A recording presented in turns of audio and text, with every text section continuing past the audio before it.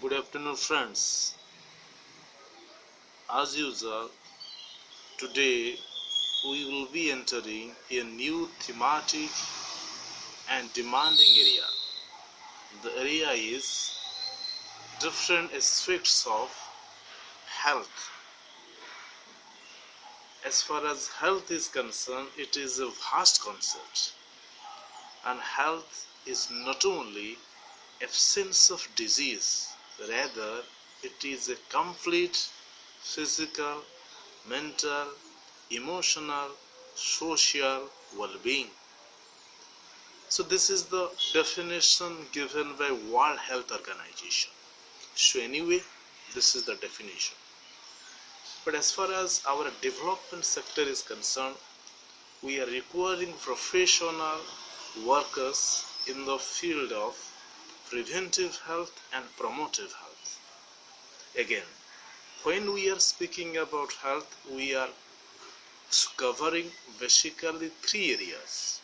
First area is curative health, second area is preventive health, and third area is promotive health. In the field of curative area, we need technical persons like doctors and paramedical staff. But as far as the preventive and promotive health are concerned, we need development professionals or health care professionals who are supposed to be working on preventive and promotive health. So again, as we know, prevention is always better than care. So here comes a question: if we can prevent certain diseases, or if we can promote the health status of the people, we can achieve the goal of development. Health and development are closely connected. If the health status of the people develops, ultimately we are achieving the goal of development. So in the first case, health is a prerequisite for development. From the second angle, if there is a development, obviously people's health status will also develop. So these two things, are health and development, are closely connected. But as far as our professional social workers job is concerned, or health professionals job in development sector is concerned, we have to look at certain basic things. So first thing is, our students will be working in the community, so they need to understand community health, they need to understand community health problems, and they need to also understand different indicators of health and development. Apart from this, they should also know what are those things which can determine the health status of the people. So this is called as the most important elements, or these are the most important factors influencing the health status of the people. So the factors may be nutrition, safe drinking water, sanitation, hygiene, and gender and social concern. So these factors determine whether people will be healthy or they will be getting some health problem. So this is another important thing. Apart from this, as we have already identified that in Odisha or even in India, the indicators of health, basically IMR and MMR, are in a measurable state. That means the IMR, the infant mortality rate in Odisha, is very very, what I say, is very discouraging, or it implies that in Odisha the children below 1 year of age are dying in a substantial number as for 1000 live births. So the focus of healthcare intervention on a community is to minimize or to reduce the IMR and MMR. Again, in order to reduce IMR or MMR, we need to work on maternal and child health, because unless we are ensuring safe motherhood, unless we are ensuring child survival, this figure cannot fall. That means IMR and MMR will not fall.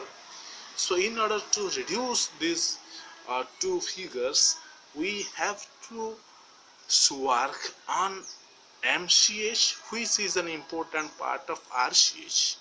Under MCH, we are basically including some care. So that is, first one is ANC, antenatal care, NC, natal care, and PNC, postnatal care.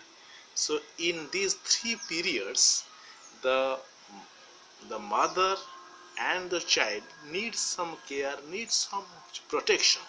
If we can provide this care, if we can provide these services, especially in the three periods, we can somehow ensure the survival of the child and the safety of the mothers. So accordingly, we will be discussing what sort of care and what sort of services are basically needed in these three phases. Apart from this, we should also discuss different aspects of adolescent health, because when we are speaking about adolescent, this is a very vulnerable period, because this is the period of transition between the child and the adulthood. So unless this period is handled properly, we cannot get responsible adult citizens. But in India, it is found that this segment, especially the adolescent mass, are in some vulnerable condition. They have got some reproductive health problems. So due to many reasons, including certain cultural barriers, they are not able to share their problems with the family members, even with the teachers. So they also need some sort of counseling so that they can deal with the problems faced during the stage bravely. So that part has to be also discussed.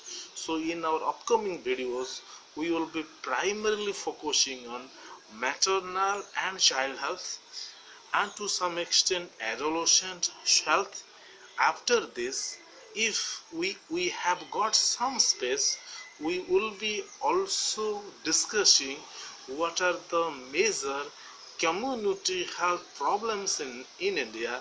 So accordingly, you people will be getting sensitized on these things, so that in your interviews or in your so-called professional journey, you may not face many obstacles. So this is our past video on health or community health. We will be getting some more videos on this thematic area, so that our students will get good exposure on various aspects of community health. So as of now, this was some sort of introduction on health and its various facets. In our upcoming videos, we will be discussing different types or various aspects of maternal and child health, and to some extent we will also focus on, that is what we call as major community health problems in India. So ultimately, I must say, have a nice day.